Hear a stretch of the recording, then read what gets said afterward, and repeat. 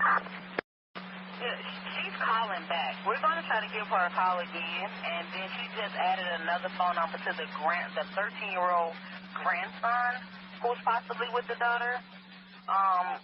Step out with this. 2412. Veteran crisis hotline's calling in, so they have a female veteran off her medication. She's at work to safe haven. Attacking 12, take the check that one out. 6 Rumble, 2 point start, take your shots.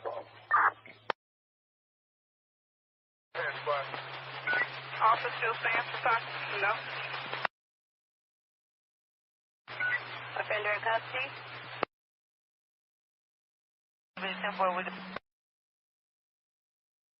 Thanks. Anyone else close, wait to see what's up, let me know.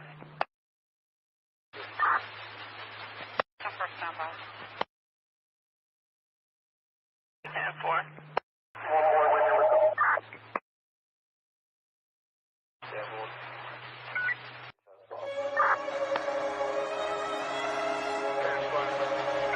Officer still stands for talk? No. Offender in custody?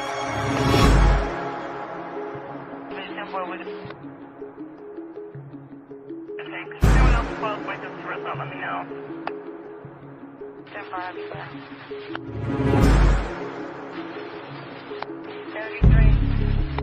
33. I'll let our supervisor know that I have a case report with an arrest attached. 1830.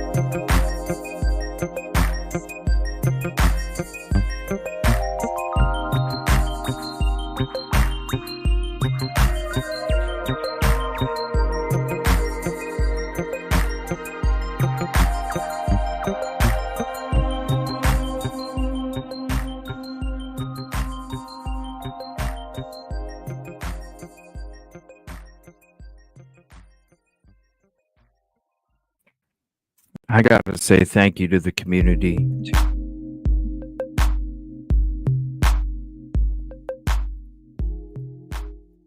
I gotta say thank you to the community.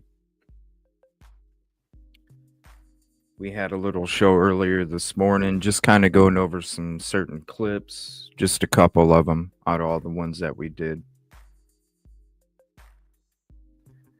Because it's very important to have the correct information out there when it comes to any of these cases.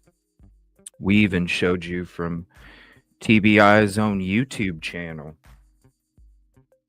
how important it is when it comes to the correct information, getting the correct information out to the public as soon as possible so we can hopefully find these children as quick as possible.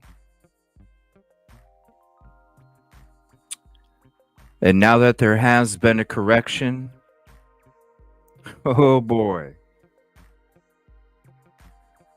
I told you back then when we first brought it up,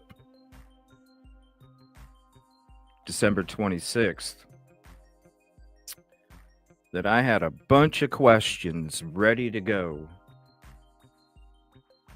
I just had to wait for a correction or a response. Unfortunately, I don't know. Let me know, any of you to this day, have you yet to get a response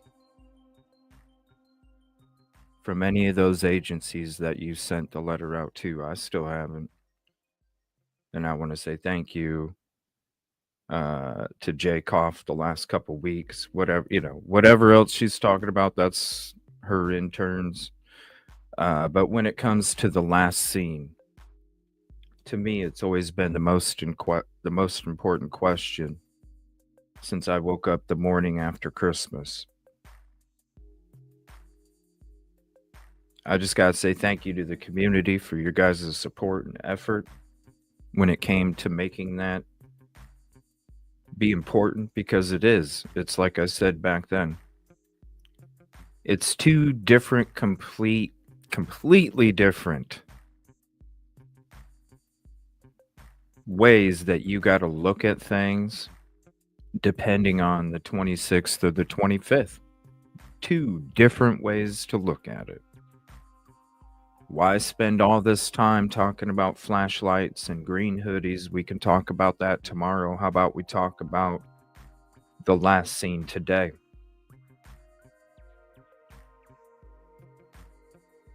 So now that there's been a correction a few days ago from FBI, slight correction, I'll say, because it still says in the area of Stafford Court.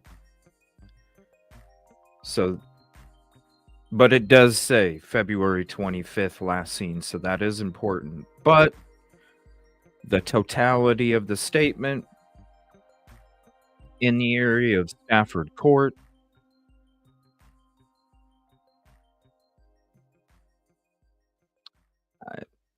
I still think. But listen, when it comes to the FBI, and shout out to them, because honestly, think about it. This is what they're being told, okay?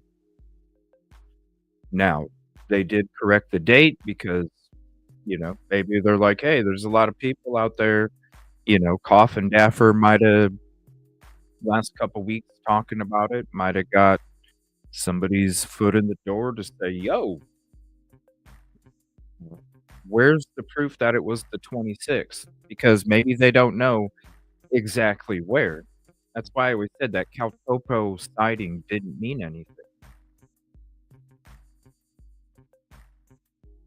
That's why I always thought that the way that they promoted the dog hit narrative for a month until they came out and corrected that, Ken Widener, I always felt that they used the sightings as their sightings. But this was always my question. Why, if you found out those weren't legit either, well then why didn't you correct it? Why have you still not corrected it? As of today, TBI still states that he was last seen on 2/26.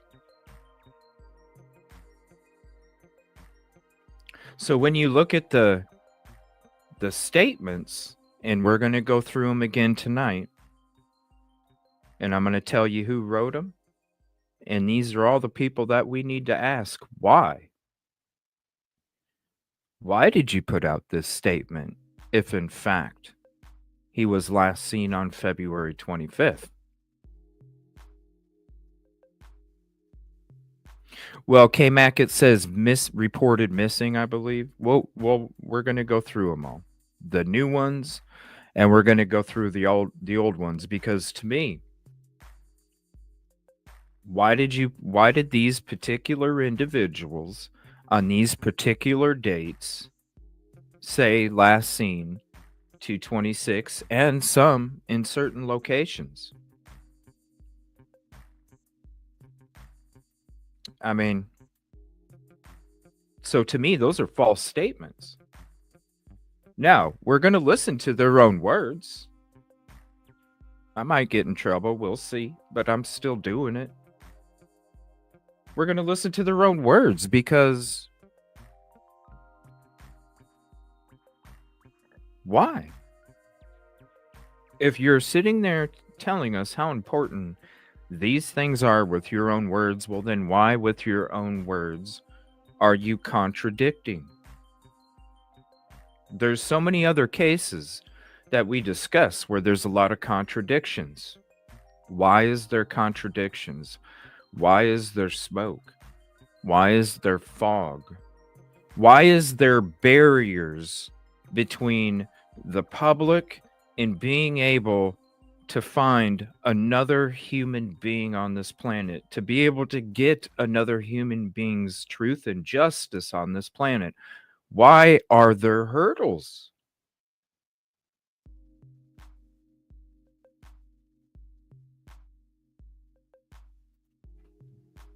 Especially when it's about a missing child.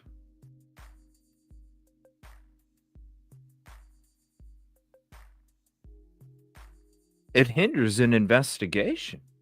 It hinders the public's help. Exactly, hide and seek. You can't mess up, just like this fake response. And like I said, I'm still saying it's a fake response because I've never seen the email sent to, I've never seen the email from. Should be public knowledge. Nothing, should be public knowledge on both sides. Why hide it, right?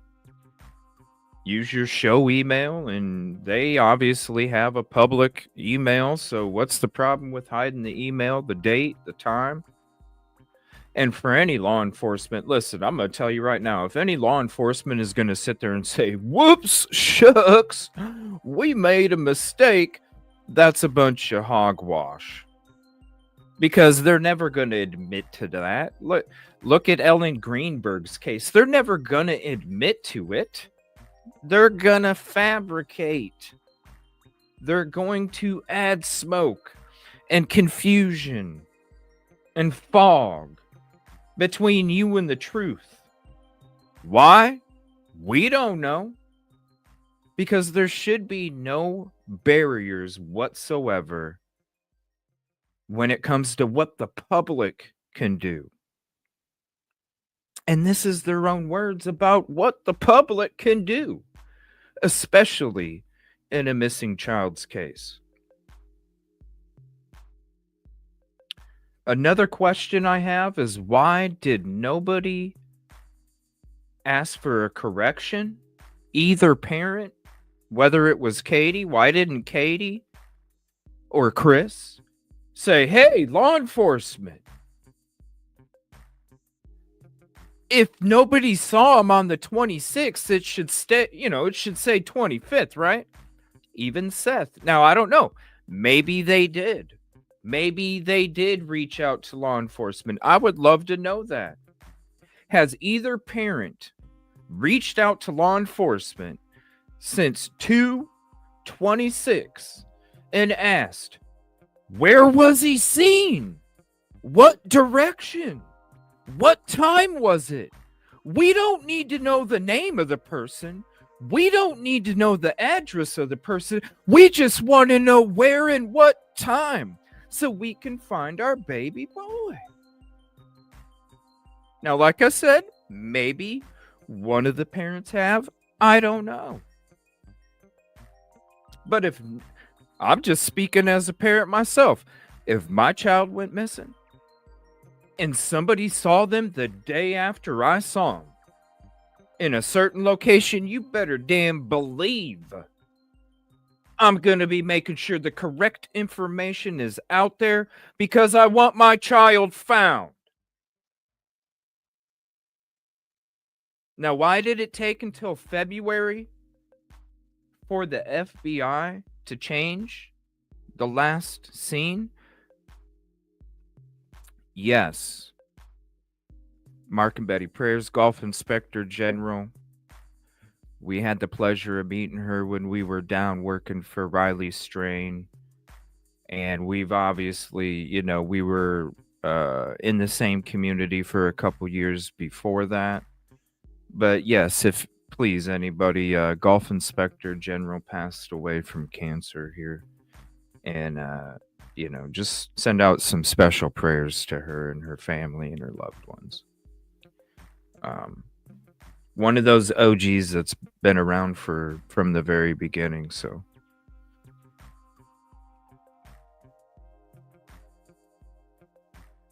And that too, K-Mac, that's a very good question as well. Why did it take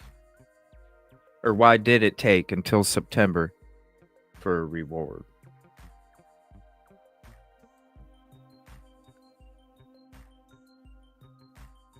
Now, it's a huge reward. Thank God for that reward, right? But when you way back from the beginning, when it was reported an Amber Alert, on 2/27/24, then before Dog and his team added to the 50,000, the FBI is the one that first put out the $50,000 reward. Remember, before any other reward was started, the FBI created a $50,000 reward. Now, what missing child's case does the FBI offer a $50,000 reward? You know what? A missing child's case that is an Amber Alert, and an Amber Alert is some kind of foul play. Criminal. So how is there no foul play when there is? How?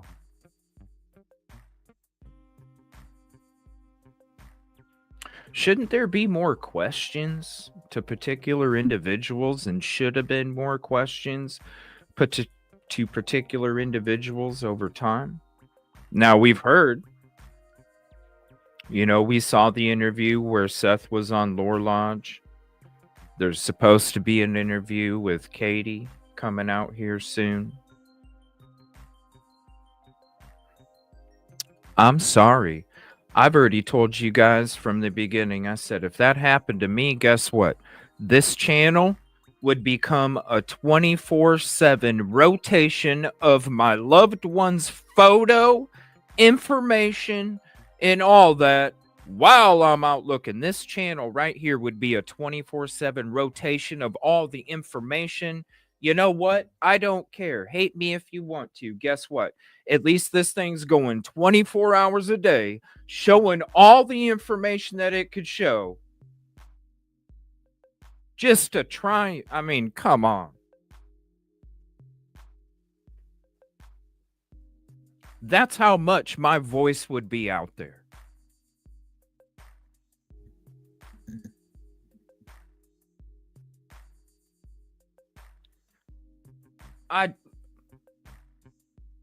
We've always been Sebastian. That's why we don't partake in all the other BS that's out there. That's why our shows aren't about the BS that's out there. We are about Sebastian. We always have been. Have we taken information from others that they've shared with us? Of course. Do we chase bullshit goose chases? No. We ain't got time for that.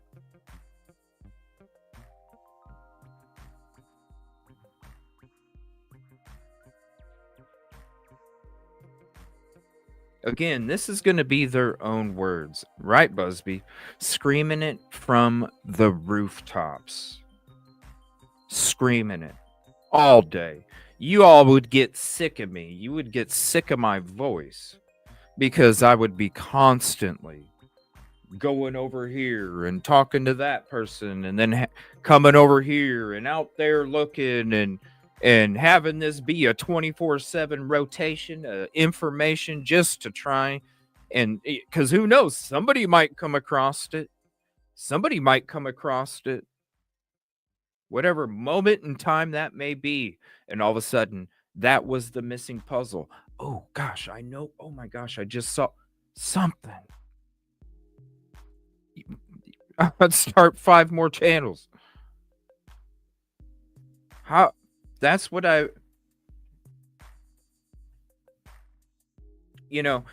this is another question I have, and thank you all for being here. Appreciate it. This is another question I have. Why would a news reporter get special access that the family doesn't get?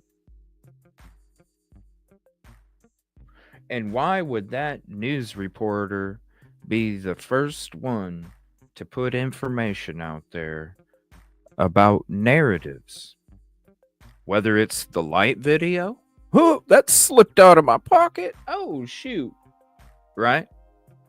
Whether it's the first one to say that Sebastian was seen in the neighborhood that morning. Oh, hey, guess what? Why don't you say this? Why is Mr.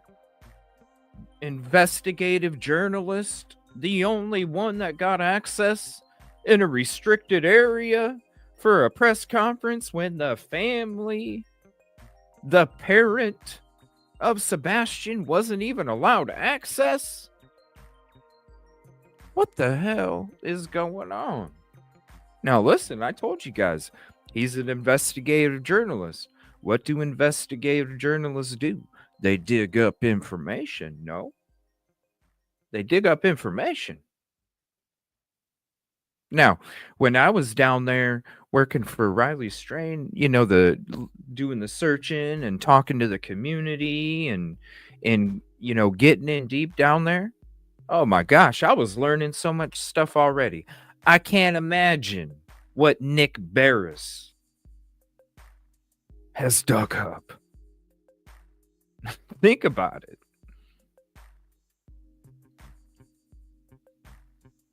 I can imagine what Nick Barris has dug up. So what's in it for Nick? That's what I have to ask. If you're going to help push this narrative, well then, what is your benefit? Because it's always a benefit to cost outweigh? How much is it going to cost me compared to benefit when it comes to those decisions? So obviously, there's some kind of benefit. What would be that benefit? That's the other question I have. Because that's also the first time I've ever heard an investigative journalist get special access to a press conference about a missing child, or special access to interview the people that are high up in the investigation, Craddock and Widener. He's the only guy that's talking to him. Why? What is the benefit, Mr. B? Because I can imagine if you have a tidbit of the stuff that I was starting to hear, and it's actual, like, documented and all that other stuff, man, that is, I'm telling you right now, the cost/benefit to not go public with information, that's gotta, I mean, because that's a huge piece in the pocket. Think about it. That's a huge piece in the pocket. So what is that benefit that Mr. B gets to push? I don't know. It's just like when I brought up the last scene, because I got a whole lot of questions now. And I just gave you some of them. What could it be? I think we'll be finding out pretty soon. K-Max says, I wonder why he's backing off. I didn't know he was backing off.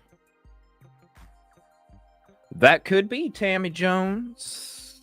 Money, money, money, money. Money. Because it is, it's a money town. That's for sure. It's a money town. But I don't know. I don't think it's that. I think it's something else. It makes me wonder. This is what it makes me wonder, right? This is what it makes me wonder. Mr. B got some information, and so did they.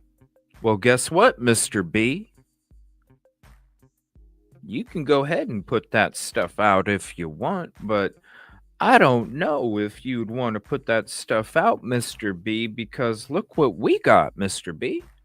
So, how about we do this, Mr. B?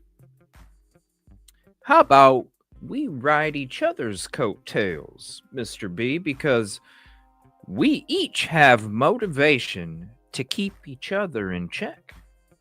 We each have motivation to hold the other one's existence in the other's hand. So why don't you do this, Mr. B? Why don't you just ride along and write along? You see what I'm saying? Because to me, if you got that stuff in your back pocket and that other person over there has nothing, what you got in your back pocket, that's the new gold. Especially when it comes to certain investigators. What's up, Ninja? Almost didn't see you.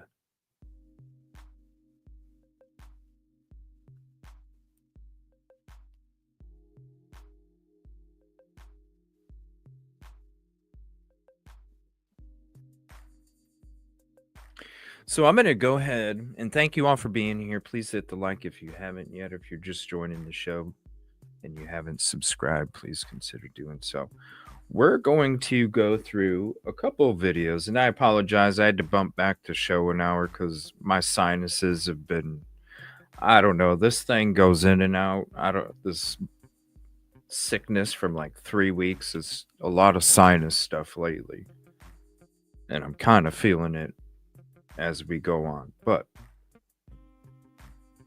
I do apologize for bumping it back a little bit. But right now, we're going to go and I'm going to show you. This is TBI. I'm going to share all the link with you.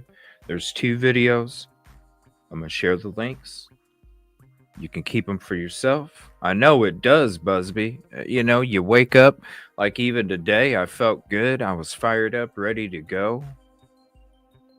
And I'm like, oh, I'm going to get a little bit more rest. I'm feeling kind of ugh. And then when I woke up, it was like worse than when I laid down. Oh, thank you, Katie. It's this is what's weird. It doesn't feel like the flu. It feels like I'm having the same symptoms as COVID, but it's not as strong, if that makes sense.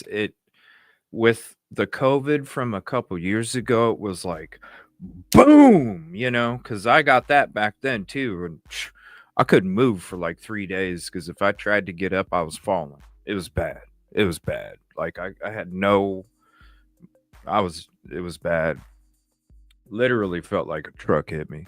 And it was quick too. It was like, bam, 4 days, 5 days, bam. It was, it still lingered a little bit. But this, man, it's like it's like a diluted version of COVID or something, but it keeps right now it's energy and sinuses. And like literally, like it'll be so bad I can't think straight. My nose is I've had to run my Vicks vapor machine for like like 3 weeks. 2 weeks, 3 weeks. I'm like, dang. Speaking of, I should probably put some more in there because I don't smell the mint that much no more.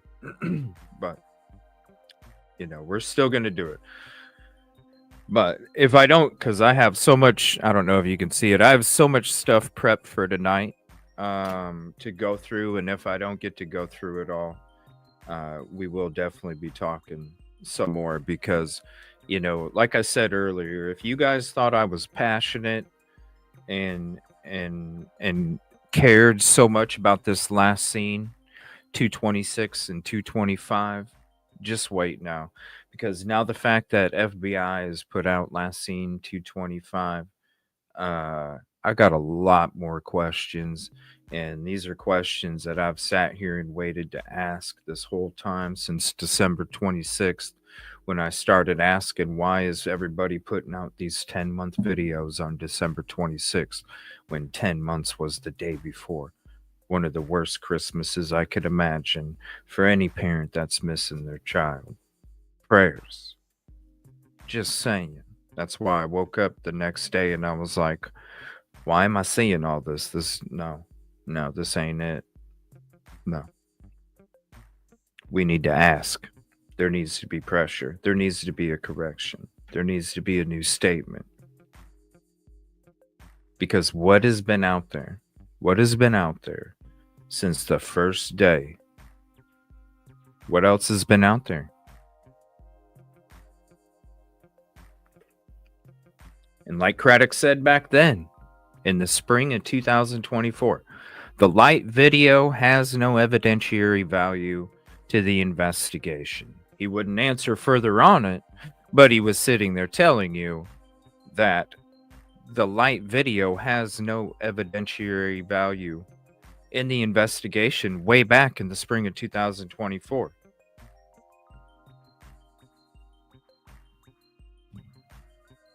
So if it had no evidentiary value, the dispatch audio, hey, we just seen him over here, footprint, if there's no dog hits, if there's no evidentiary value in the things that were brought up from the beginning, well, like I've said, why doesn't it say last seen, not in the area of Stafford Court? Why doesn't it say last seen from his mother going to his room between the hours of 9 and 10 p.m. on the night of 2/25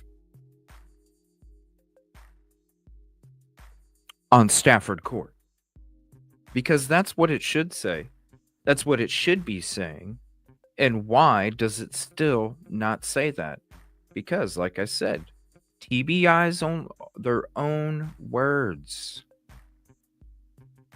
Their own words. Why? Why the false information? Here's the link to this one. This was what happens. This is TBI themselves right here. TBI Media 3 years ago. Let me hit the like on it. May 25th, 2021. This is before Sebastian even went missing. 150 views. ASAC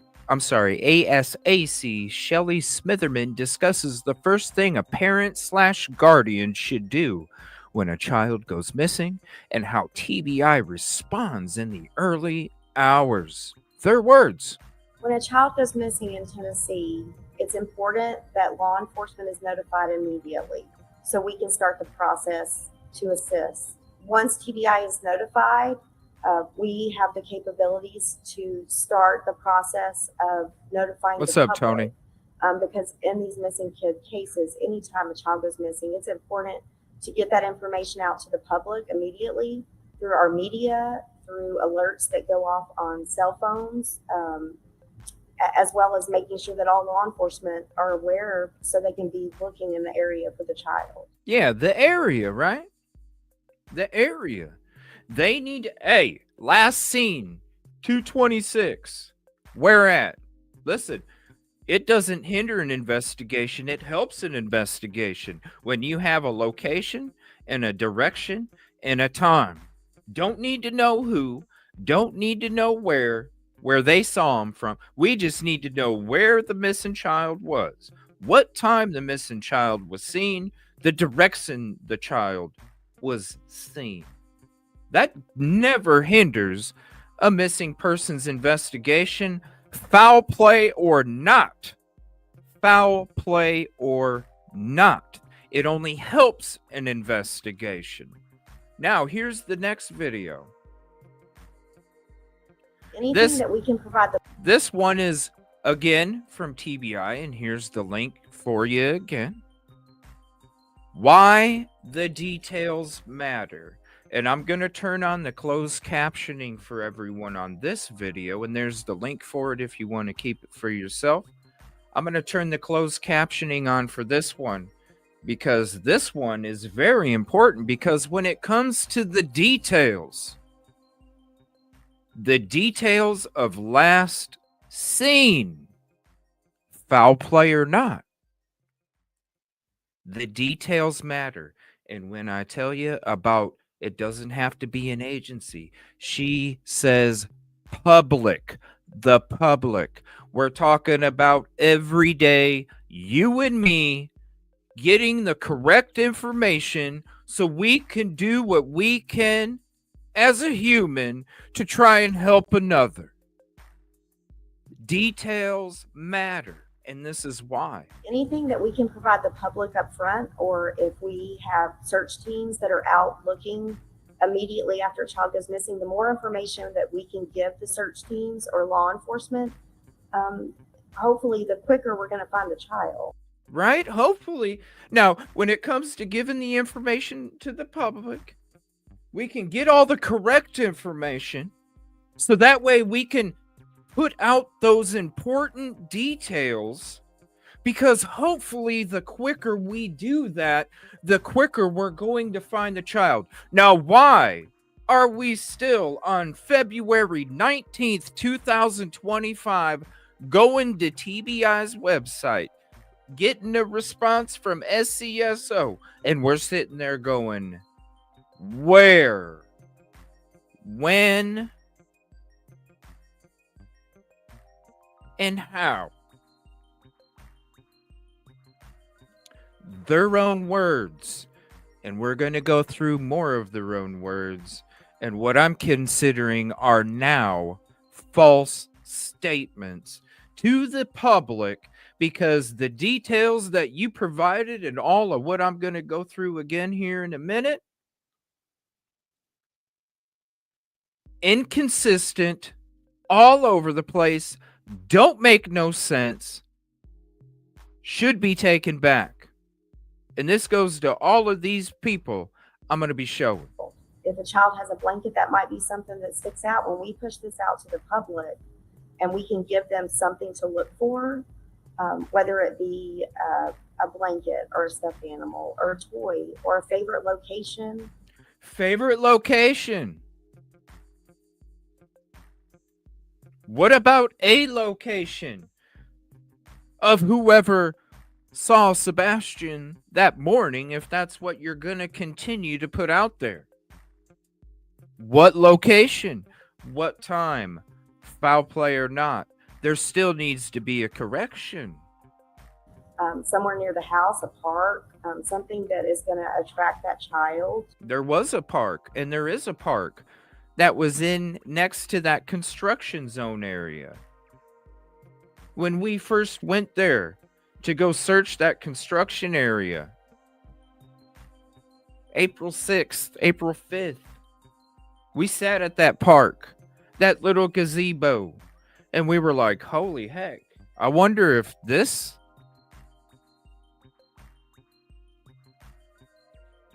You just never know. But what we do know is, according to Ken Widener, March 26th, 2024, there were no dog hits or scent trails for Sebastian Rogers. Details matter. Details matter. In a true missing case where they ran away, that's going to give the public anything that we have. Going to give the public, you see? Public. You don't have to be a social worker. You don't have to be a lawyer. You don't have to be an investigator. You don't have to be. All you have to do is be part of the public when it comes to the details and why they matter. Because the reason it matters... If we have search teams that are out looking immediately after a child goes missing, the more information that we can give the search teams or law enforcement, hopefully the quicker we're going to find the child. Hopefully the quicker we're going to find the child. Now, what is this about? Is this about Sebastian Rogers' missing child?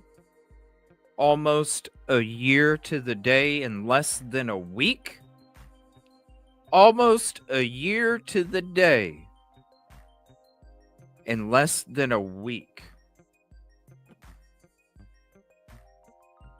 Shout out to the FBI for putting last seen 225 in the area of Stafford Court.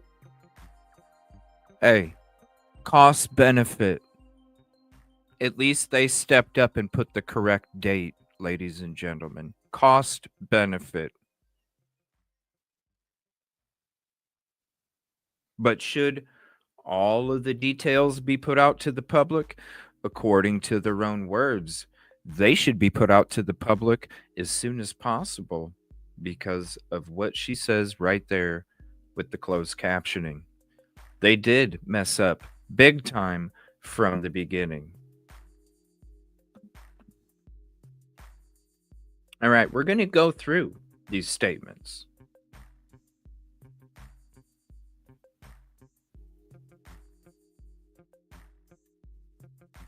So we're going to go all the way back.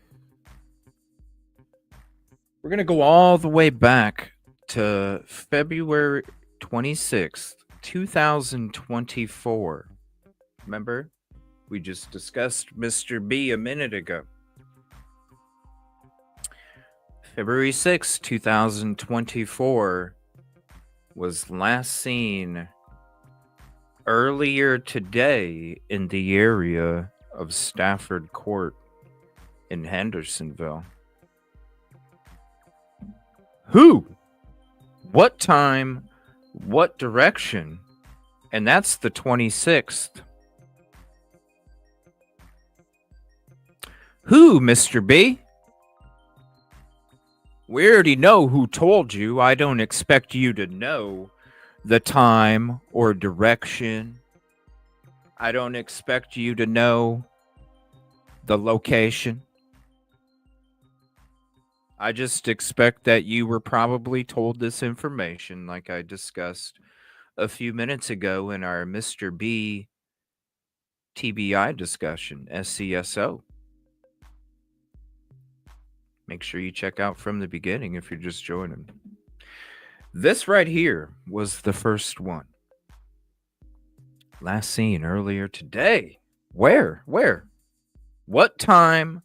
What direction? What location? Because the details matter when it comes to the public and hopefully trying to find this missing child as soon as possible. And if these aren't the correct details, Mr. B, why no correction? We're going to go to February 26th, 2024 again. Mr. Don Schmidt, Sumner County Commissioner, again, was probably told this. Now look. Last seen 2/25, 2024. Now when it comes to Don Schmidt, the Sumner County Commissioner, and other posts, you're going to see, even though the date got changed to 2/26 after this, Mr. Don Schmidt was putting out some very interesting information while he was putting out the last seen 2/26. But Don Schmidt, and look at what he puts here, okay? Because this is what I feel. This is what I feel should be the most updated correction, because everything else we know doesn't exist. We know the sighting doesn't exist on 2/26. That's why none of us have even gotten a reply. We've just got the automatic reply from any of the agencies when it comes to the last seen. But boy, TBI could message back somebody else on December 19th within 45 minutes, last seen on 2/26. But when it comes to what we said, no. And I even broke it all down for them. I did the work for them. All they had to do, all you had to do was copy and send. That was it. I did all the work for them. All they had to do, yes or no. That's it.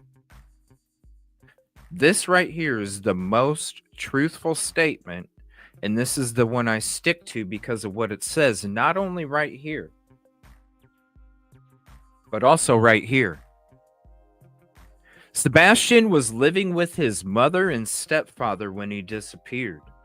On the night of February 25th at 10 p.m., we know it's between 9 and 10 p.m., but hey, shout out Don Schmidt, right? On the night of February 25th at 10 p.m., the mother reported hearing a thud from his room, at which point the mother called out to him to keep it down, which he responded. Do you see the words that he put there for you? Not only last seen February 25th, 2024, but also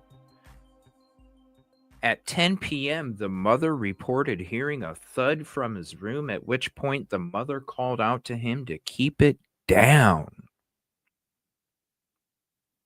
Not are you okay? To keep it down. That's why I said I feel this is the most truthful. This was on February 26, 2024. Now, why Mr. Barris wrote this on the same day, we don't know.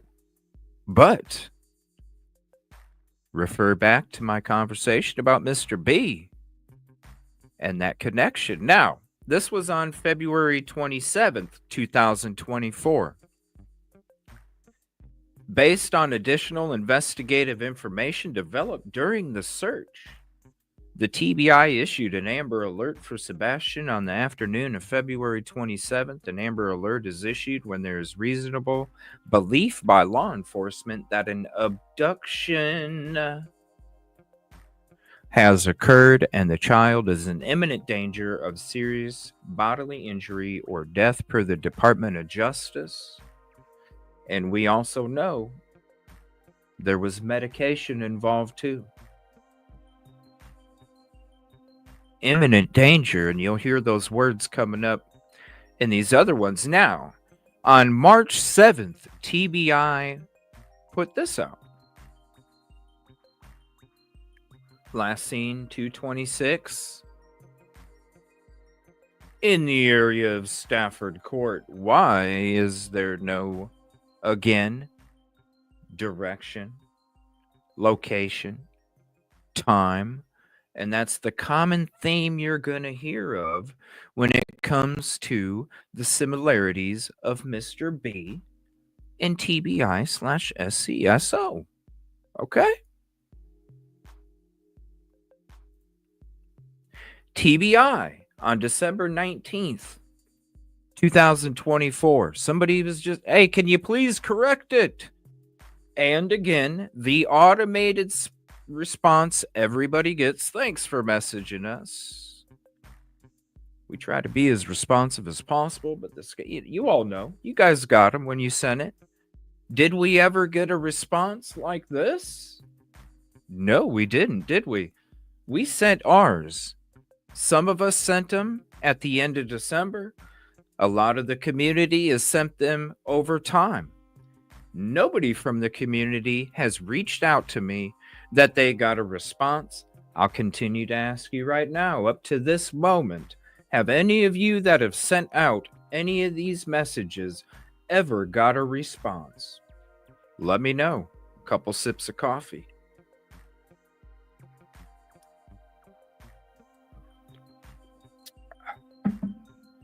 "45 minutes, you guys.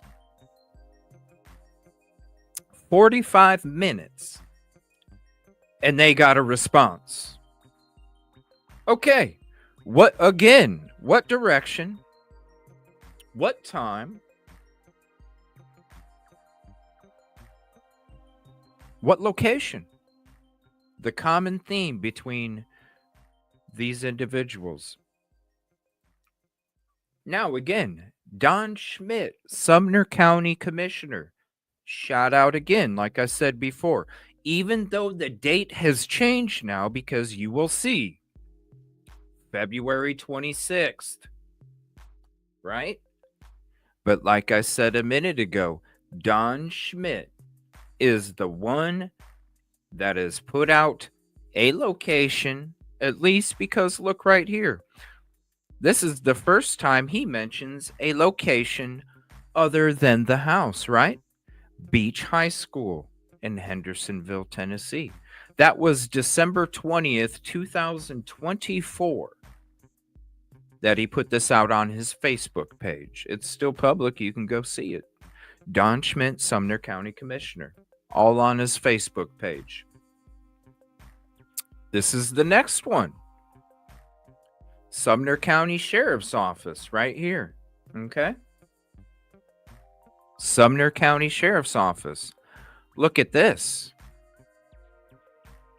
Now, this was from February 26th, 2024. They put last seen 225, and they also put a location. But just like I've discussed in all of these different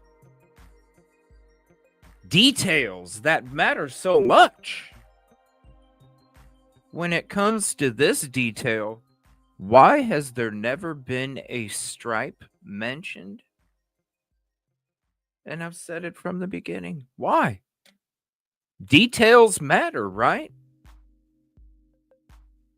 But look at these details. February 26, 2024, Sumner County Sheriff's Office.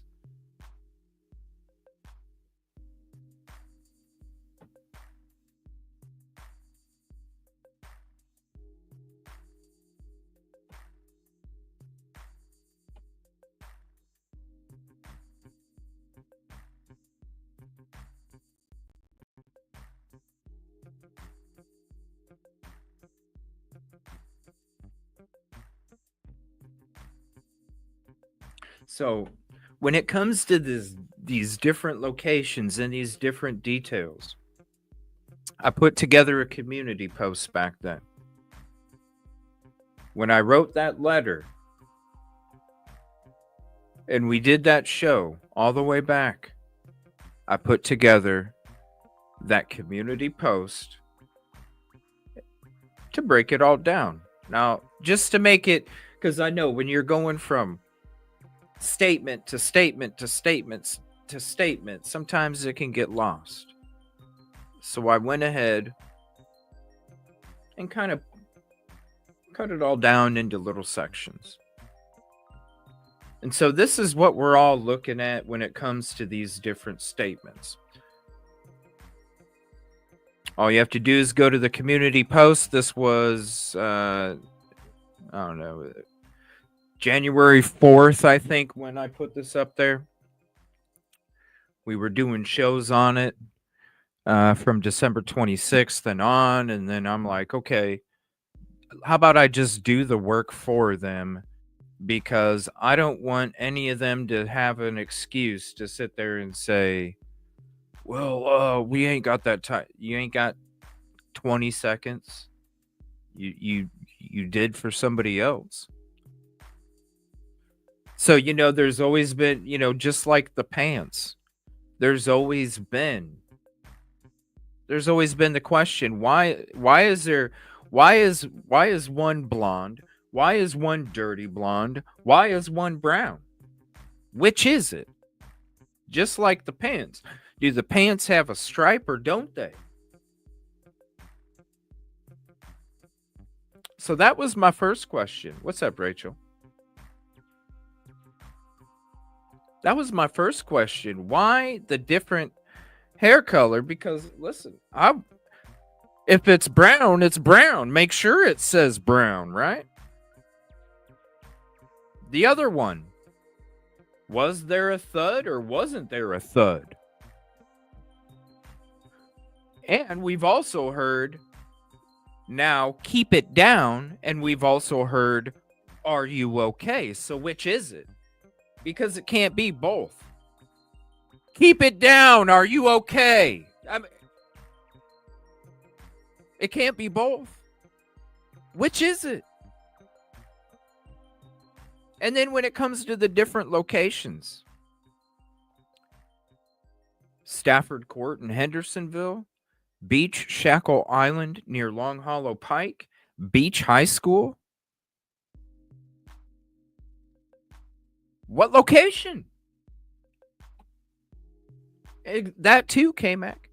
Why use younger photos when there's more recent? Look at the thumbnail that I use. Look at the photo that I use for the thumbnail. To me, that you look at some of these photos and it's like, you need to be looking for a young man.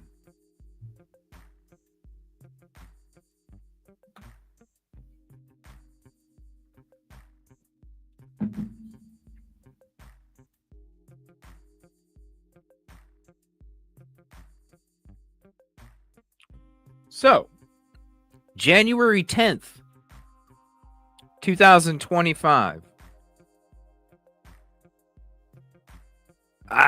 Does this look real to me? Again, why would this be blurred out? Okay, you guys got to think below the surface. You can't just take things like they're legitimate. You got to question everything. And what I question, why is it so blurry? Why has it got the 2 and all this other stuff? Why? But again, why is it so blurry? Why would it be this blurry to redact it? We can't tell anybody not to say anything. The only thing I can say is this is an ongoing criminal investigation. It's the only case I work to present day. Now, could it be legitimate? Of course it could be. I'm not saying it can't. What I am saying is it's blurry as shit. And when it comes to something else I'm going to discuss about a screenshot from, quote, Detective Brandon Carter that was put out there recently as well, I got to call BS on it too. Because there's no reason not to have this information. It should all be public already. Brandon Carter's Sumner County Sheriff's Office email address should be public knowledge already. The person that is asking or receiving, why? Okay, why is it not clear? You can redact this. You're going to tell me you got to degrade the photo to be able to redact that? No, you can literally just get open up Microsoft Paint, create a couple rectangles, and you're done.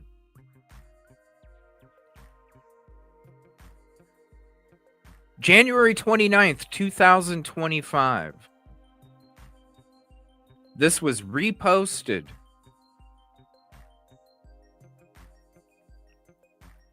Last seen 225.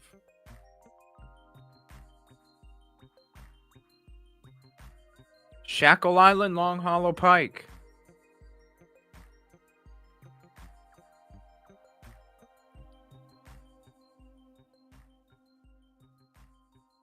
That's why I put together that letter. I did the work for him. I broke it all down. Why is there still not a correction? February 1st, 2025. Brandon Carter's is what I'm considering a fake statement.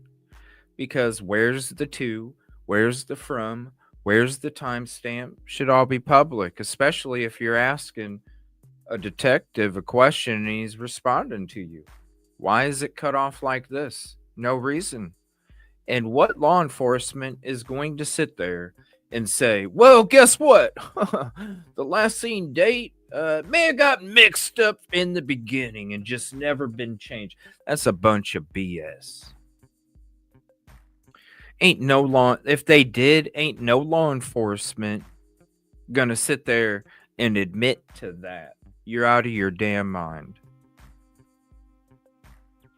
Why do you think we try and push for truth and justice for these victims and these people out here? Because that stuff is happening, right? Because they're not coming out and being honest. And if this was the truth and this was a real response, don't you think TBI would have updated up until today? Because we even checked today. And up until today, it says last seen in the area on 2/26. If this was real, it's been 3 weeks now since this has been out.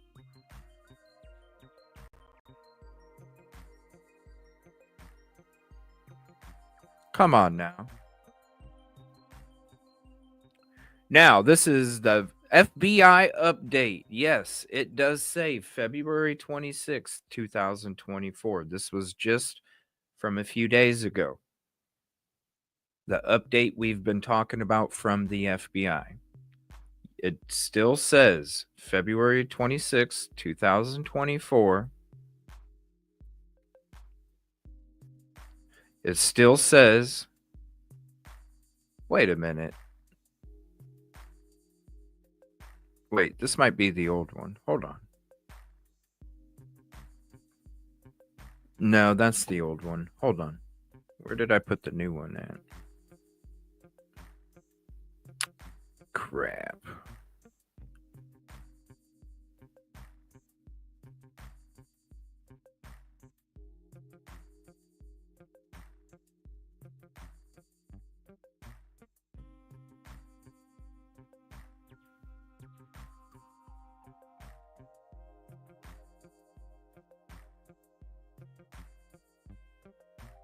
There we go. My bad.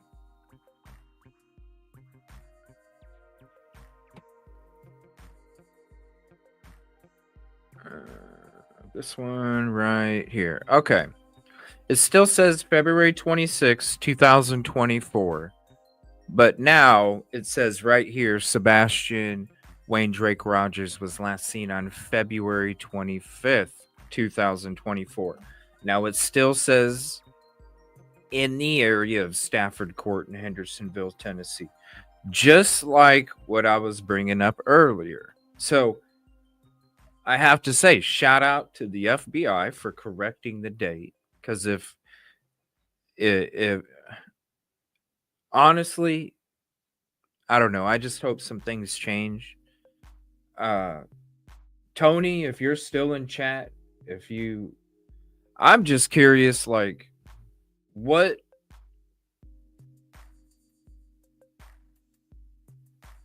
it just I just don't see how this is a competent investigation. I just don't see it. Okay, shout out, right, Katrina, shout out to the FBI, because they could listen. Here's the I gotta go back to my other folder. Hold on, because I want to show you guys. Here's TBI as of today. Okay, and this is why I'm saying what I'm saying. Shout out to FBI. At least they're putting the correct. All right. Now, this is why I'm saying what I'm saying. And this is, if Tony's still in chat, let me know, man. Because I'm curious. This is from TBI, still from today. February 26th. Last seen February 26th. I don't see how this is a competent investigation. It has never seemed like it was competent. It looked like dispatch audio for a month until they had to walk it back. Ken Widener, for a month, they were promoting that there was dog hits and dog scent trails. You heard the phone call from CP to other people and Trey and all these other panels about the dog trails and the 6 of them, all these different things. And then a month goes by and Ken Widener comes out and is like, no, there was none. And then you hear all the, yeah, we see him. Oh, hey, he's over here. Ooh, there's a mannequin that let off a heat signature. What?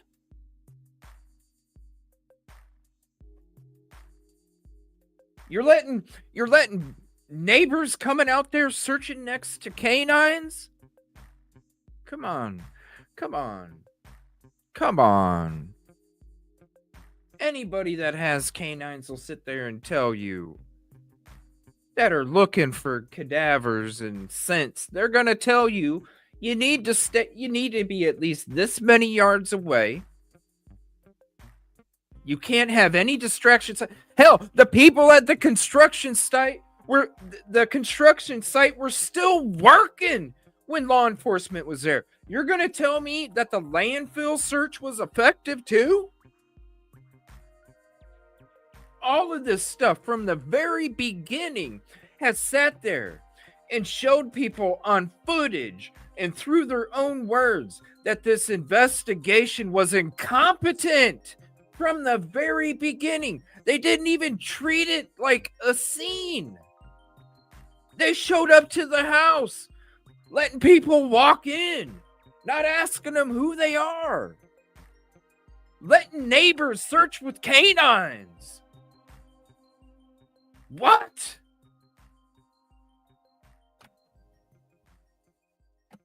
That's why I gotta ask, where is this newfound hope? Where is this belief and trust that this investigation has a whole bunch of shit? Seriously. Because if they can't even correct the simplest things they can correct, if they can't respond to people that are asking legitimate questions, but they can respond to other individuals in 45 minutes, where is it coming from? That's what I don't understand. Contribution call out. Rachel, 508-999 super chat. Stay keeping it real. 100 Sebastian. Silver claims talked or had visual. Listen, when it comes to Silver, and I saw him poking a bag, he didn't know what was in it when he was out there looking. Our team does searches, okay? And if we ever saw, this is why our circle's small, because we ain't that. Listen, we're more aware than that. The last thing that you need to do is go out there and take a shovel and poke it into a bag you don't know is of evidentiary value if it's for Sebastian or somebody else. You don't know. You call the local authorities. You let them do that. And you don't definitely shove a shovel and poke at it and kick a bag. You don't know if somebody's in it because you just damaged evidence. So what visual meeting, all that, what, I don't know. I'm just saying. That's why when you see us out there through all our searches, and we got plenty of them, not just a couple, plenty. We don't approach it that way. We don't even hold the camera. No, you weren't being rude, Rachel. No.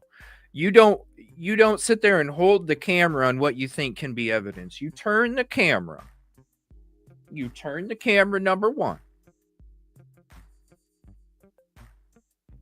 You take a look at it. Does it look suspicious? You call the local authorities. You don't sit there and do all this stuff. Do you walk over?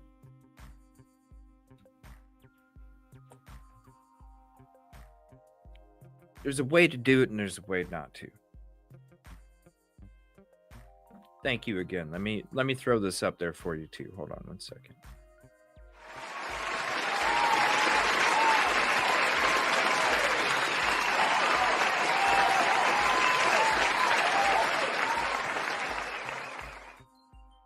No, it's just listen, the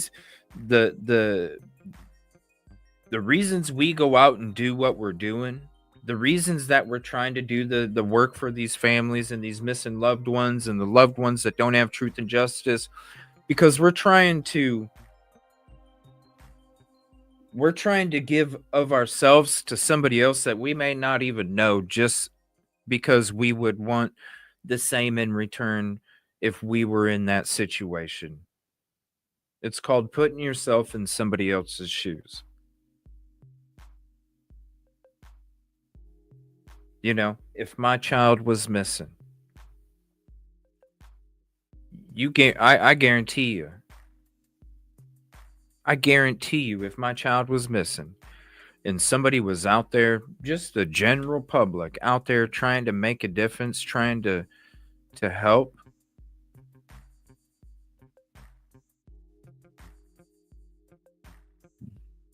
why wouldn't I? Why wouldn't I thank them? Why wouldn't I appreciate their efforts? Why wouldn't I?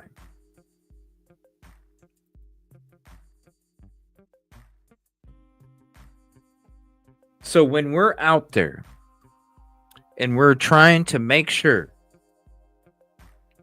that not only we don't hinder any investigation, because that's not what you should be out there for. You should be out there to help an investigation, never hinder. You should be out there to try and help another person because you would appreciate it if somebody did it for you in return.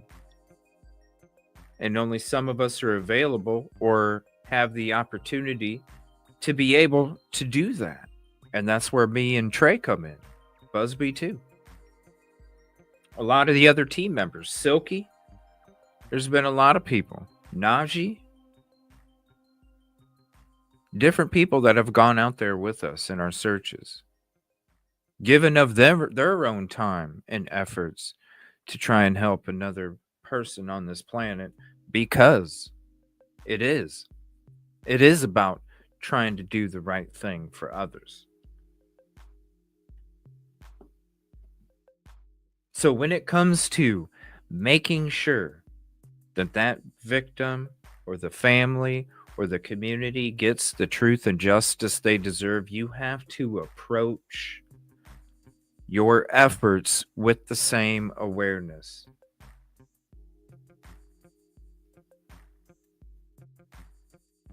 That's why if you come up to something, there's certain things that you got to do. So those questions are the questions that I have. Why are we still looking at this?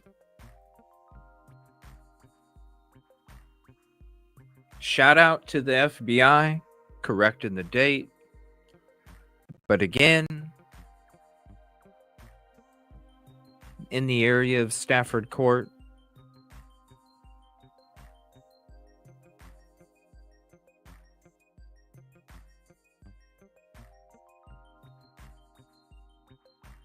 LE timeline narrative, you can basically see it with the post that they put out and the information that they released.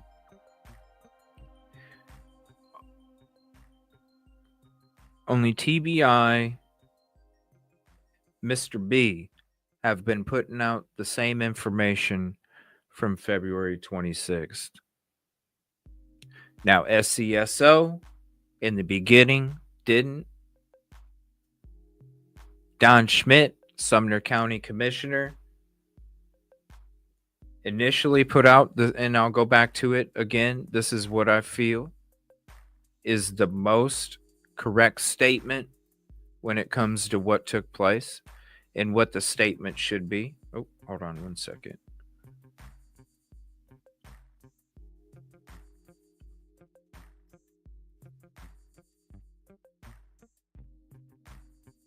This one right here. What's up, Daddy's girl?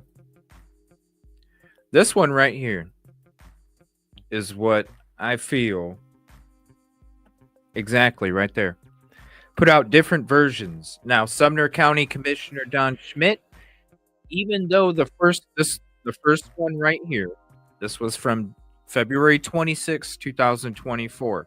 Even though every post after that from Don Schmidt, Sumner County Commissioner, has had a different last seen date, Don Schmidt, Sumner County Commissioner, has also put out different locations, different parts of information, especially this right here, because to me, this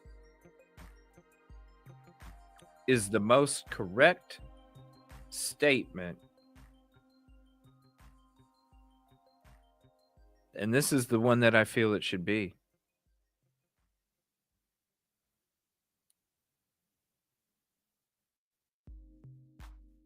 Oh, that's it. That's a good yeah, in the interviews when they said we or when she. Yeah.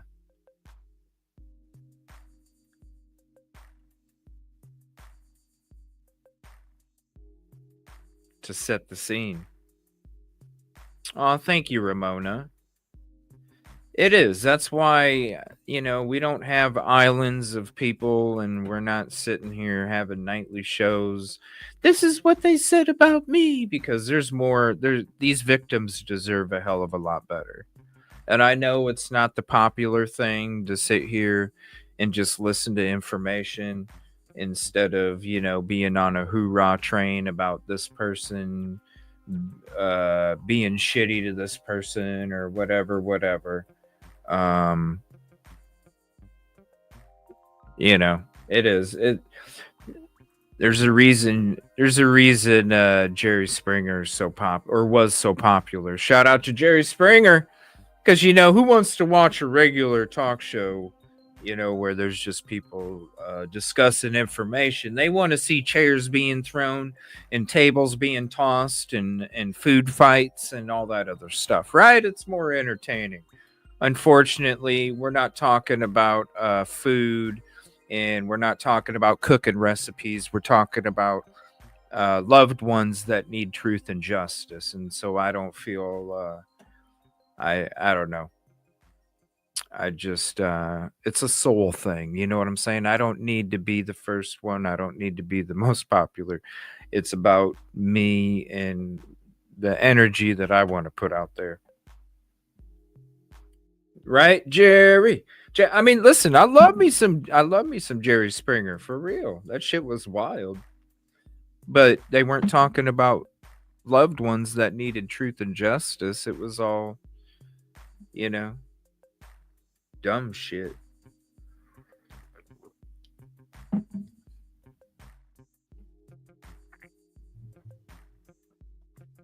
We do talk about food in chat. That's right. We do from time to time. All right. Here, hold on one second. Sorry, my sinuses are starting to really get to me again. Hold on. The head. I wanted to share these clips. Now, when we it was kind of interesting because it was when was this? This was on a trip down to Hendersonville. Excuse me. I think it was in, when was it? Because I came back, I did a lot of work for Micah Miller out in Myrtle Beach. Hopefully I could make it out there again soon. I've been wanting to. I just haven't been feeling good the last few weeks, but I need to be back out there too to do some more work. A lot of updates with that too. But it was because I would be out in Myrtle Beach doing work for that, and then I would drive back and do some searches for Sebastian. It was during one of those, during the summer, when I came back and I did a search in between, because I'd come back, be here for a day, go search for a few days, rest for a day, and then hit the road back for Myrtle Beach to continue all the work out there, because there was still is a lot to do.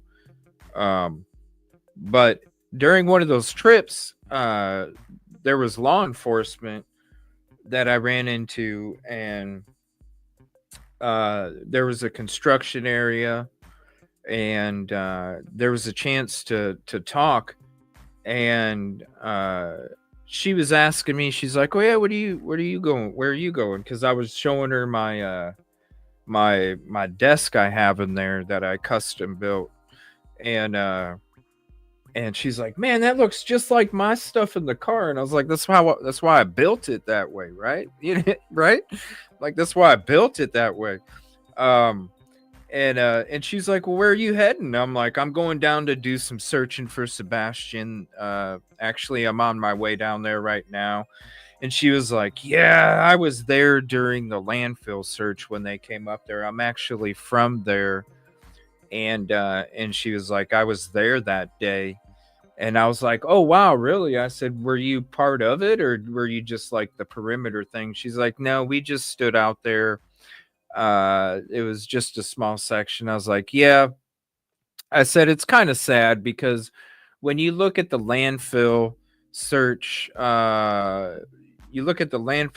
that they did for Quentin Simon, and then you hear the things about, the trash truck and what was being talked about there, and it's like, man, you see, you could see on the trash or the video that there was like no PPE. It looked like small groups of people, really. And a lot of people looked like they were just talking. And I said, but the one thing that stood out to me was during that landfill search, they didn't have any of the personal protective equipment that I saw when it came to Quentin Simons. And then also there was no grid pattern, and she was like, "Yeah, that wasn't really a search." And I was like, "Yeah, it didn't look like it to me. It just," right, Busby, basically, yeah, it was like a photo op, and yeah, it was interesting that, I actually talked to a law enforcement officer that was there that day, that was on the outside letting them do what they were doing, and she was even telling me, and we discussed the Quentin Simon landfill search and how the grid, you could tell there was a grid. You could tell they were really, there was buckets and sifted and all this different stuff in here. It was just, look at this. How many, like, you got people that aren't even wearing gloves. You got people that aren't even wearing gloves. Where's the booties? Where's the booties? Where's the hazmat suit? Where's the face mask, the face shield? Where's the bucket? Where's, you know what I mean?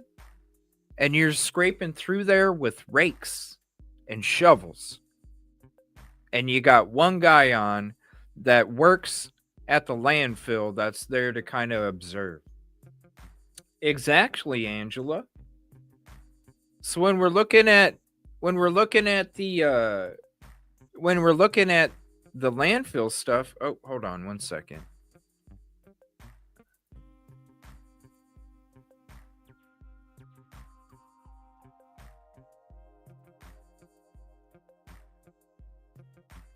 So when we're looking at the landfill stuff, right?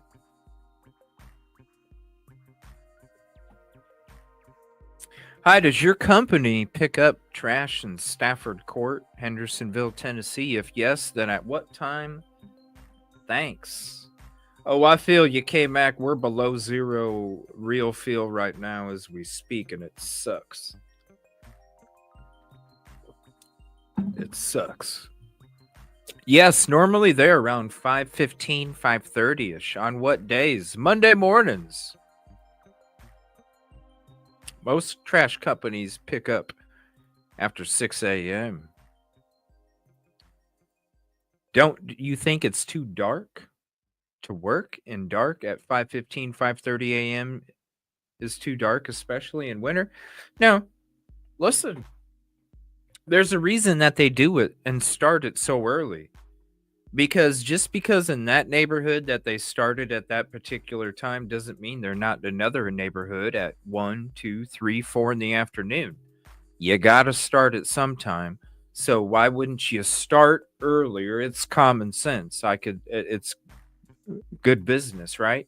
You start early in the morning, not too early. So you're, 5 a.m., not too early because it's a lot of noise, but you're getting a head start in some of those busy areas that maybe have high congestion you don't want to have trash trucks being there, have buses going around trash trucks. And come on now. You're going to get in there and get out. Not at all. Not at all. We have lights on the truck and it's very visible. Now, what do the lights on the truck do for trash trucks typically? Do they not blink? Boop, boop, boop, boop. Did we see any bloop, bloop, bloop in the lights video? Not really. We saw lights going.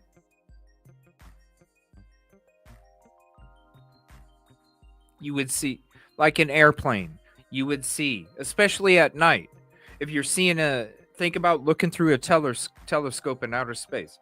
You're going to see the light, the blinking. There's activity. Not. For several years. Since how long have you been picking up trash in Stafford Court, Hendersonville, Tennessee? For several years. You pick up trash in specific houses or the entire neighborhood? We pick up for whoever subscribes to our service. The majority of the neighborhood does subscribe to our service, but there are some homes who don't. Do you pick up trash on this address? 1008 Stafford Court, Hendersonville, Tennessee, 37075. I cannot give out information on homes with service or homes we do not unless you are the account holder. I will say if our container is at the home, then we have an account at the address. That's a good way to tell you without telling you. And also, the person that's asking can use some common sense too, because really, I mean, really, if you see the trash can on the side of the road and the trash was just picked up, well, then you can put 2 and 2 together and get 4. But hey, is it competent? I would love to know why people think that this is a competent investigation and why they have so much shit. Because to me, it's been incompetent the whole time. This information is important. Since your company name was mentioned, hence I'm asking for this information. I'll be grateful.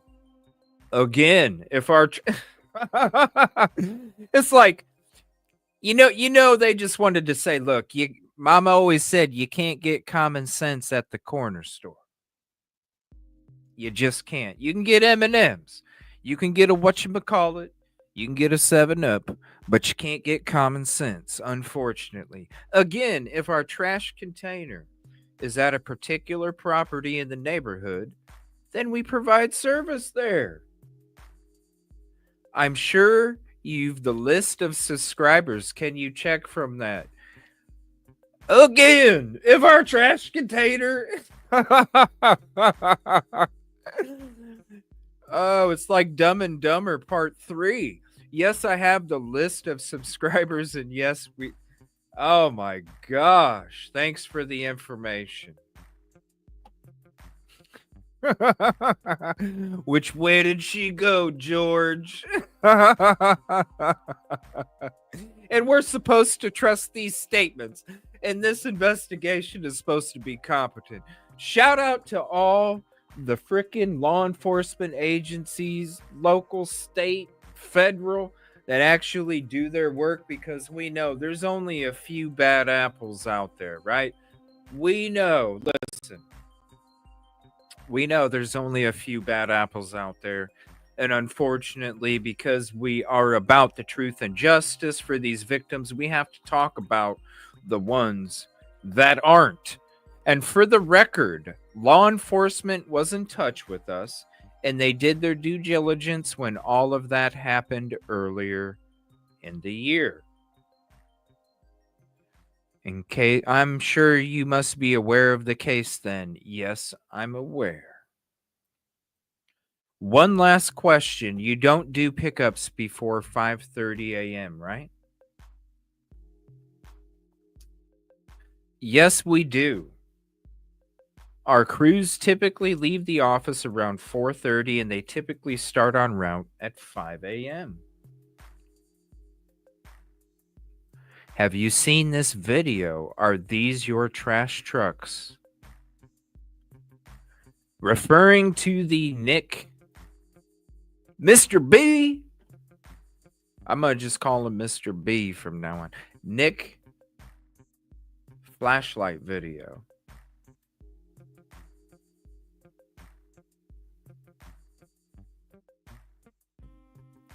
So we're going to watch that real quick. And we're going to watch the video of the landfill as well. Okay? Give me 1 second. Because a picture can only do so much. But we're going to watch a couple videos here. Hold on, let me make sure that's... Yeah, that's the last one. All right, we're going to watch a couple videos here. This is the video that guy was referring to. Okay? I'll drop the link for it. I'm sure you have it. If you don't, here's the link for it, and you can have it now. We begin with a surprising development in the search for 15-year-old Sebastian Rogers, who's been missing for 18 days. An exclusive look at new video evidence. Thanks for joining us here at 6. I'm Rory Johnson. And I'm Hunter Hoagland. A lot to get to here tonight. Authorities have scrutinized home security video from that Hendersonville neighborhood, trying to learn what happened to that teen with autism. Now, you can take a look for yourself. Our Nick Barris obtained video that appears to show two people near Sebastian's home the night his parents say he disappeared. The video you're about to see is from early Monday morning, February 26th, around 3:10 a.m. Now, there are no street lights in the Stafford Court neighborhood, so it is at night, pitch black. What you will see here are these 2 points of light believed to be people with flashlights in the area around Sebastian Rogers' Hendersonville home. It is believed Sebastian left his home barefoot and with a flashlight sometime overnight. Since his disappearance, authorities have reviewed security video from homes in the neighborhood looking for clues. We have had several clips that have come in. And this one is getting the most attention, showing signs of activity around Sebastian's home the night he disappeared. You see, 2 light sources, which we've circled to help you follow. For point of reference, the security camera was Does that look like a trash truck light? Blink, blink, blink, blink. Sometimes it goes blah, blah, blah, blah, blah, blah. Here, you know what? Let's do this. Let's look up garbage truck at night, okay? I wasn't even prepared to look this up, but I'm looking it up right now. Garbage truck at night. Let's see here. All right, we're going to watch a garbage truck at night, okay? Blink, blink, blink, blink, blink, blink, blink, blink, blink, blink, blink. Now, when it's moving, is there a solid light at all? No, because there's only solid lights when it's stopped. But watch when it drives away, because those lights were moving, right? Warning, blinking lights. Trigger warning. Now watch. When we start to drive away, those solid lights go away and it goes back to blinking. Blink, blink, blink, blink, blink, blink. Does that look like this?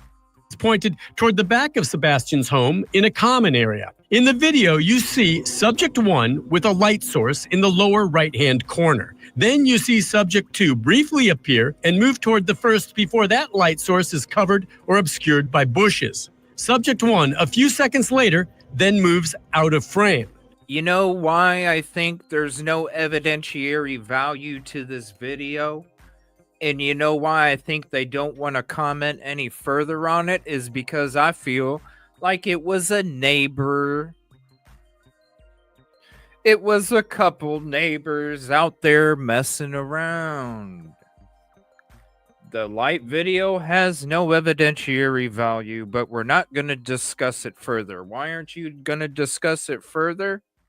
If it doesn't have any evidentiary value to it, because you don't want to expose the people of who it really is. And remember, there was neighbors saying that there was activity. Come on. Not a light video. Then subject 2 reappears and follows subject 1 off screen. Yeah, subject 1, not a trash truck, because we already showed you the trash truck. It's a short time later, and it's very vague, but then you see one of the subjects moving quickly back through the common area, and that is it. I know, there's not much to see here. You certainly cannot identify anyone, but those close to the investigation tell me the mere fact that there is now evidence that someone is in the area around Sebastian's home is significant. This video shows suspicious activity in the immediate area the night Sebastian disappeared. Could one of these subjects have been Sebastian?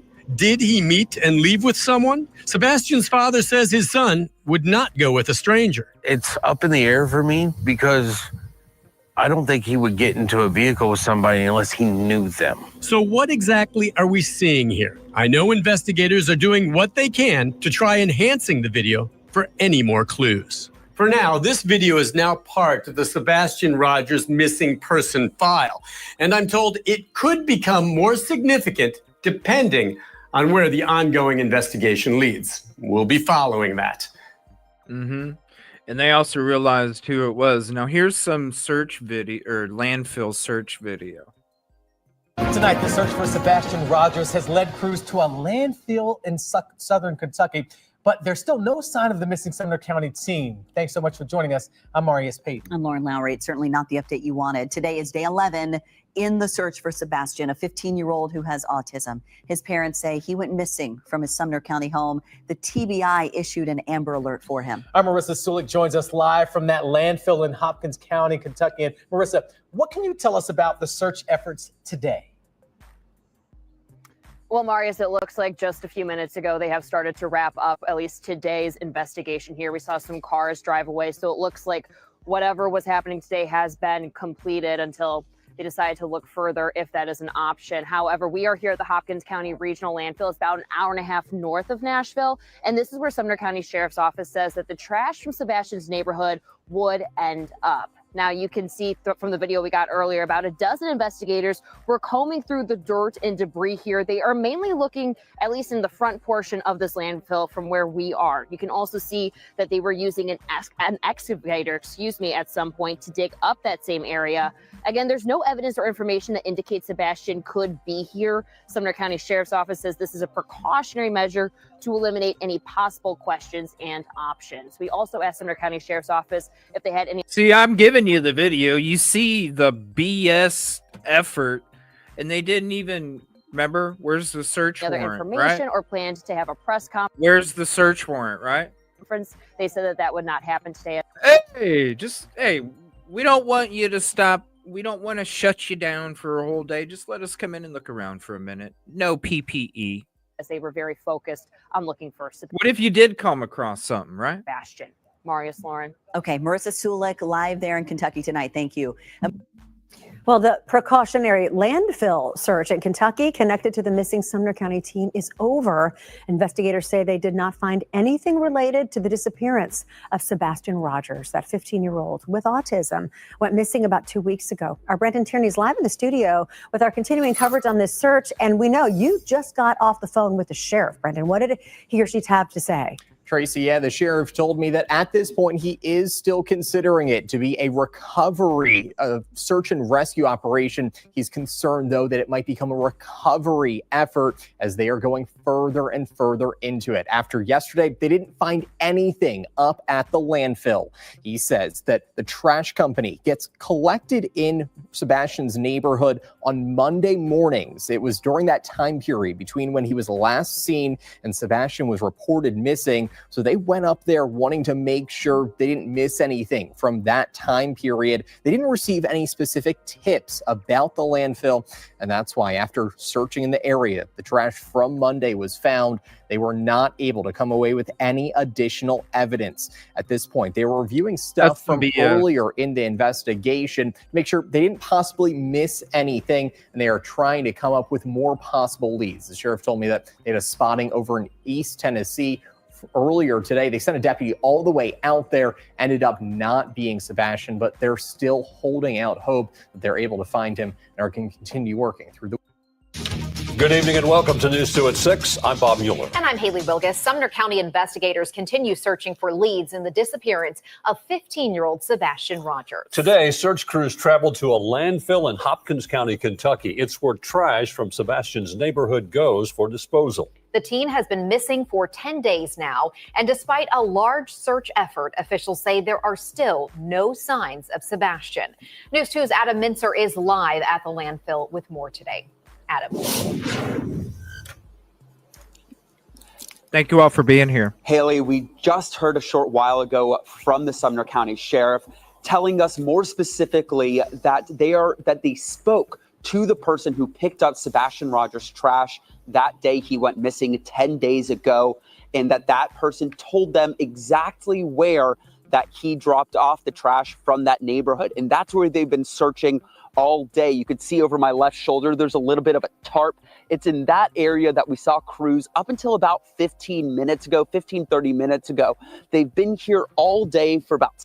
So they say right there, they went to the landfill because of the garbage truck worker and what he said. So when you're going to the landfill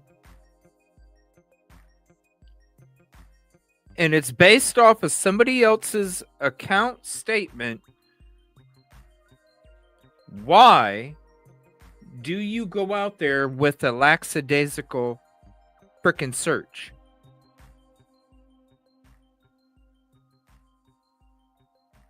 Yeah, they didn't have nothing. There's a reason why a lot of these don't have anything, because it gets messed up from the get-go.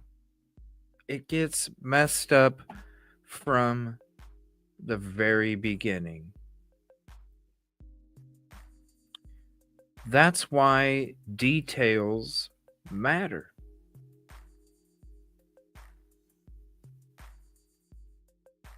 Just like TBI says themselves,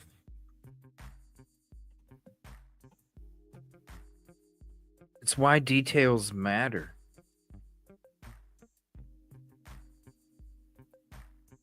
When it comes to the public, getting the correct information to the public.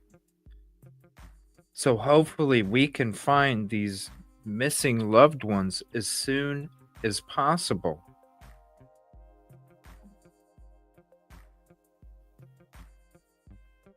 Their own words.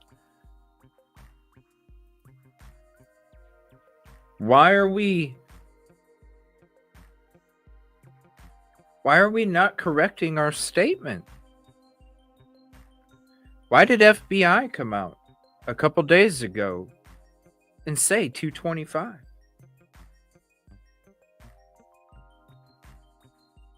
And still nothing as of tonight. Anything different than last seen 226 from TBI SCSO.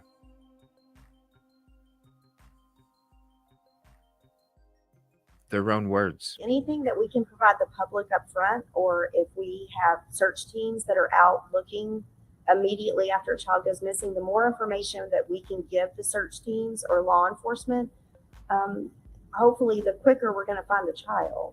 If a child has a blanket, that might be something that sticks out. When we push this out to the public and we can give them something to look for, whether it be a blanket or a stuffed animal or a toy or a favorite location, somewhere near the house, a park, something that is going to attract that child in a true missing case where they ran away.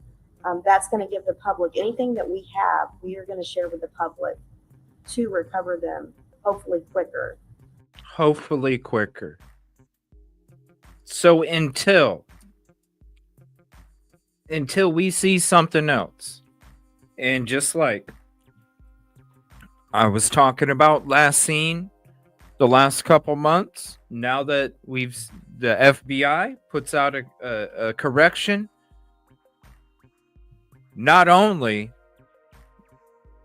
we're going to be talking about this, but we're also going to be discussing why all the different statements and information, it's like scattered all over the place. He was here. He was here. He was here. It was this day. It was that day.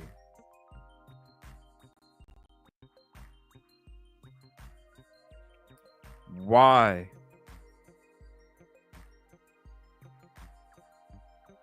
Why? This right here is going to be the updated statement that I'm going to be pushing for from now on. And just like the last scene from a couple months ago, I'll probably write another letter, and I'll probably make a community post soon. And we'll see if we can get a response to that, since they didn't want to respond to our other letters and messages. Because this, to me,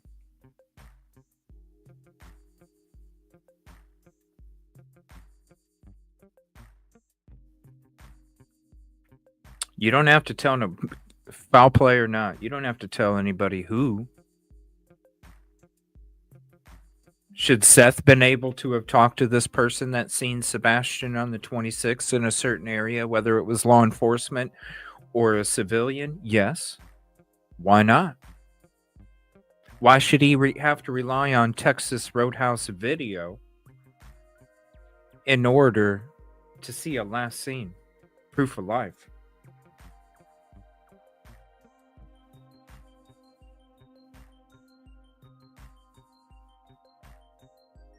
Oh, we're going to be getting more into the Bobby stuff. I'm going to be getting into some of this mattress stuff too. I've been going through a lot of stuff the last couple weeks. We're going to have some discussions on that here soon as well. Because this box, Heather never had the box.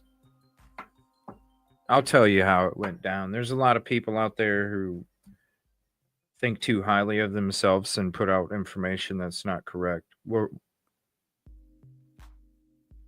going to let you know how it went down, because It's very interesting when we run into a hot dog steak. Just when we first get out there and start searching for Sebastian, and we ran into a hot dog steak, and after a couple weeks, I'm like, I smell that hot dog steak, and then I try and warn other people about this hot dog steak that I smell, because I usually smell it before others, because it's easy to sniff fake shit.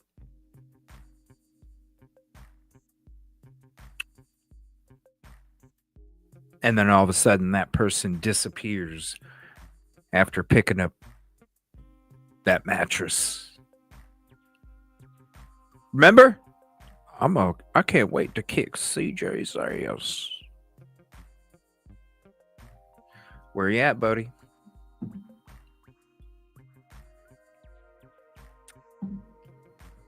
There's some questions people need to ask you.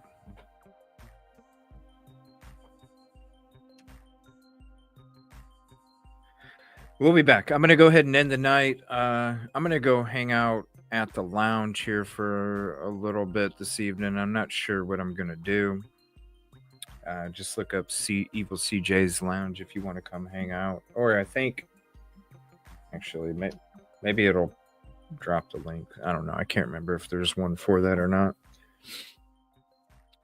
I'll be back tomorrow. We're going to be discussing the new updates with Idaho 4. We're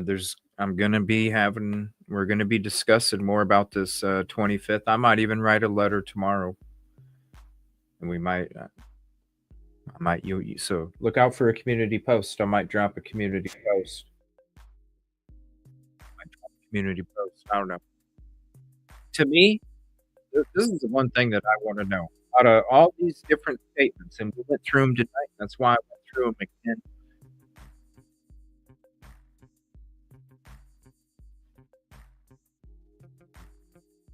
These got to be false statements, right? If he wasn't seen on the 26th, all of these statements that have been put out and regurgitated over and over and over and over and over, to me, that hinders an investigation when it comes to searching for this missing child. That hinders the public. Their own words. The public deserves the correct information ASAP so they can find these missing loved ones ASAP. Why? Why? So many questions. We're going to get some answers. Guarantee it. Community. Like I said, community makes waves in the ocean of truth and justice. And I want to say thank you to you all for being a part of the community, because without you, we couldn't do what we do. And it definitely takes a community, because if I'm out there in that ocean by myself and I'm slapping the water, I'm just a speck. But you have a whole community out there smacking that water together. You can see that shit from outer space, baby. Good night. Appreciate you very much. Love you all. See you at the lounge in a little bit, and we'll see you tomorrow discussing all these other cases. Appreciate you. Be safe tonight.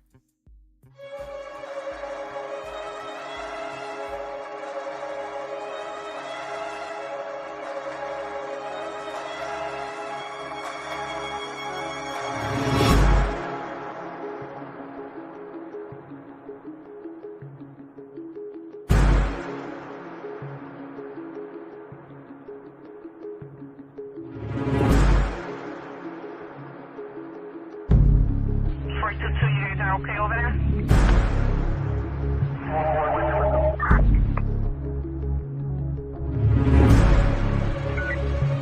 Is your victim at the hospital? Someone shot there. Alright, do you see that the text pictures of is it domestic related?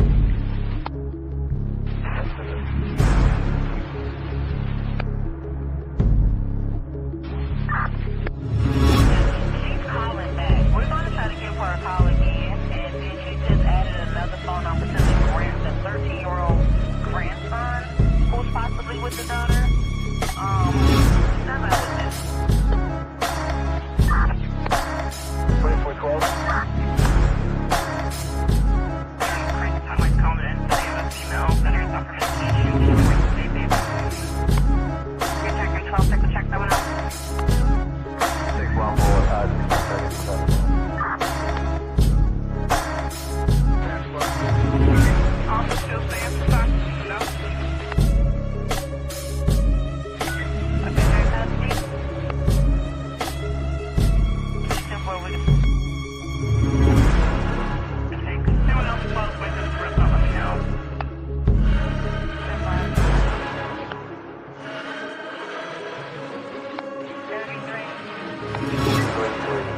Supervisor.